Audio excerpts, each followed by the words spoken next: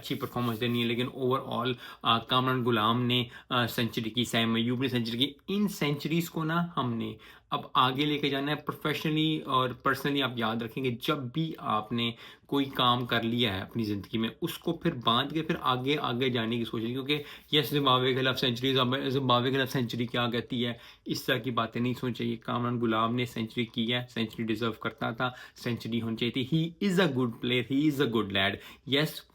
5 साल पहले आ जाना चाहिए था, 3 साल पहले, वो बातों की 100 बातों की 1000 बातें हो सकती हैं, लेकिन अब अपॉर्चुनिटी मिली, अपॉर्चुनिटी ग्रैब की, और यही चीज़ प्रोफेशनल पर्सनल लाइफ में, चाहे 4 साल बाद आपको अपॉर्चुनिटी मिले, चाहे 3 साल बाद मिले, चाहे 2 साल में मिले, जितने सालों बाद भी आपको अपॉर्चुनिटी मिलती है, अगर आप उस अपॉर्चुनिटी को ग्रैब करते हो और आप जो है अपना बेस्ट देते हो, तो फिर जो है आप कामरान गुलाम की तरह 2 सेंचुरियाँ करते हो चैंपियंस कप में, 1 सेंचुरी करते हो टेस्ट में, और 1 सेंचुरी करते हो जो कि है जिम्बाब्वे के खिलाफ। तो